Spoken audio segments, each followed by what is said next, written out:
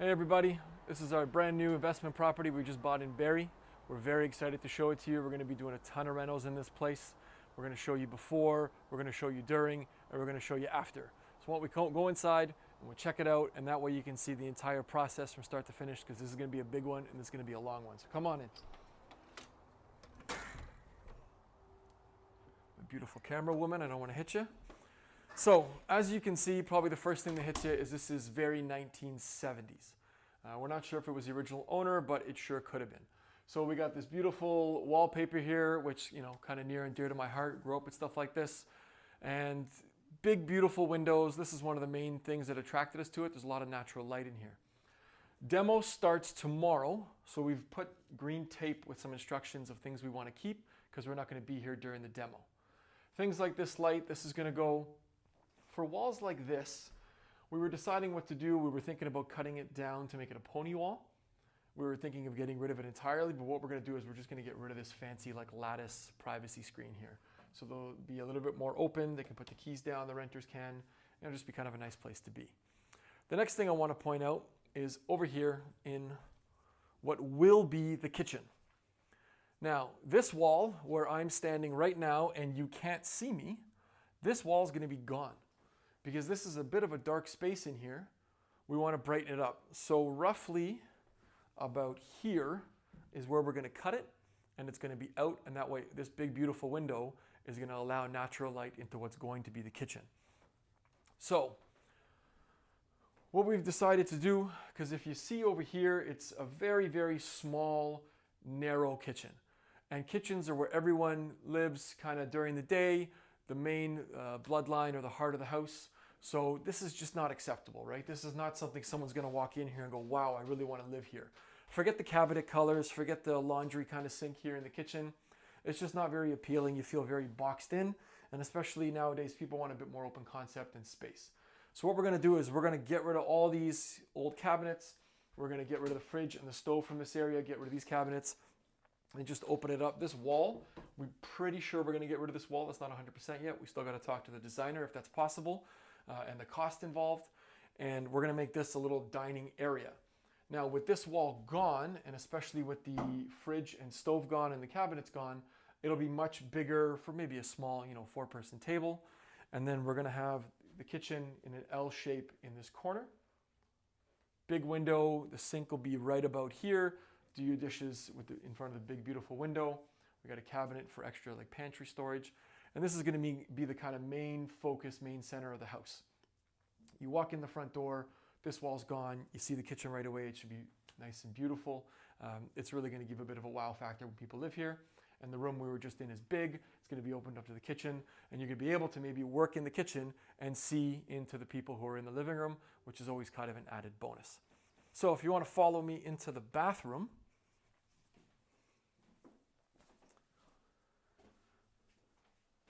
this bathroom is quintessential 1970s. Now, I gotta say, I kind of like the turquoise, I'm not gonna lie. Maybe not in my bathroom, but as a color, it's fantastic. It doesn't really go with these kind of old school tiles, this tub. It's in decent shape for its age, but it's not something someone's gonna wanna come in and have that sort of dingy look to it. The one thing we were sort of careful of with this bathroom is the size of it. So it is pretty tight. We wanna keep the toilet where it is, because if you move the toilet, you're going to have to rearrange the drains a little bit. It'll be a little bit more expensive. Now, the good thing is this is on the upper floor, so that's easier to do. If this was on the lower floor, it could be in the thousands of dollars to relocate a toilet that's already there. So the toilet's going to have to stay here. We're going to redo this shower, make it nice and modern and new with the hardware inside. And then we can't fit a double vanity. Wherever possible, we want to put a double vanity. It's just easier. There's 3 bedrooms in this unit, so you want people to have 2 sinks, and there's probably going to be a family in here. We got to replace this old school light. Pretty simple, pretty common bathroom renovation, but it's definitely going to be something that is going to make the place a lot better. Then we go into the bedrooms. Nothing special here, nothing fancy. Again, we got the keep blind sign.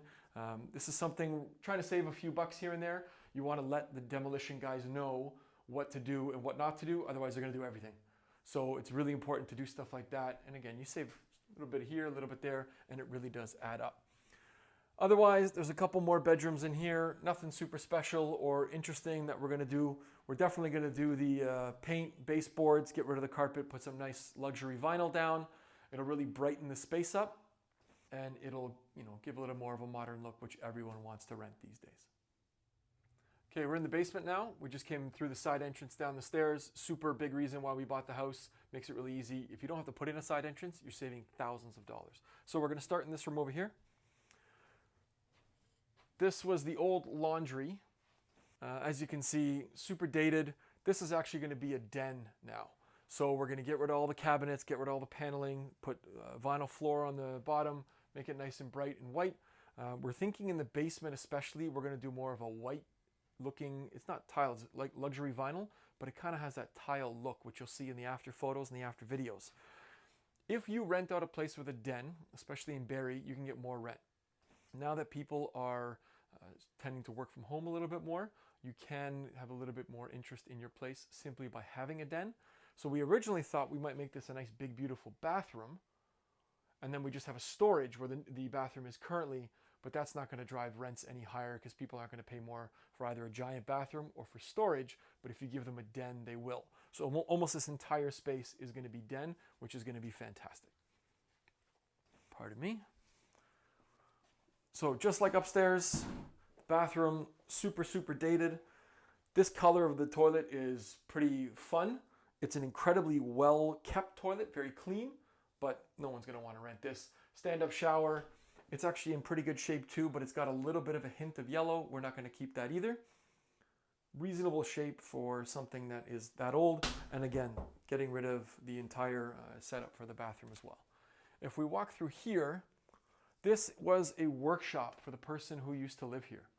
So as you can see, it's kind of like a beautiful man cave for someone who has some skills and some hobbies. We're going to turn this into a bedroom. Because right now, there's only one bedroom in the basement, and we want to have at least two to have more people who would be willing to rent it, as well as to sort of appeal to a higher clientele, because it's generally more desired to have a two-bedroom than a one-bedroom. So the furnace being down here creates a bit of an obstacle. So what we're going to have to do is box it in, make it its own room. And the really important part of that is the walls outside of the furnace are going to have a type of insulation that prevents sound from traveling very easily. It's called Safe and Sound from a company called Roxol. So we're going to box this in, soundproof it so that it's not very loud because this is a bedroom. And then this area here will be a little sort of cubby. Perhaps they can put a little desk here if they want to work from here too, if two people are working from home. And then the rest of it is going to be the bedroom. Now, this is currently a closet. We're still debating about whether we're going to keep it a closet or whether we might have like a closet unit over here and open up the space for a bed. That's still something we're going to determine. We're not 100% sure yet. But taking a workshop, making it into a bedroom, really obviously increases the rents. It's going to increase the livable space as opposed to just kind of a storage space. It's going to do wonders for this home. And then we'll go into the main area of the home, which is what generally sells, is this big area where we really like to do the kitchen and the living room together. Having that open space, that open concept between kitchen and living room is ease of access. It has a good flow to it. We love when we walk into homes when we're searching for a new property and it has this kind of rectangular open space. So what we're going to do in this side of it is we're going to put the kitchen in a big U shape. And then this window, because in the basement we have to have an egress window, which means a means of escape for like a fire or something like that. This window is going to be enlarged a bit and the sink's going to be right here. So you're going to have a lot of natural sunlight right in front of you as you're doing the dishes. This is going to be nice and bright and white cabinets. Again, white flooring, and it's really going to make the space brighter. The one thing we want to avoid in a basement is putting upper cabinets in the kitchen. If you have, let's say, your lower cabinets here and your upper cabinets come to here, it's actually going to make the space visually smaller. So we've purposely chosen a bigger room with a lot of counter space just on the lowers so we don't have to do the uppers to make it a little bit bigger. Now, whether we backsplash the entire wall or we just backsplash in front of the sink or maybe up to where the window's going to be, that's still something we have to work out.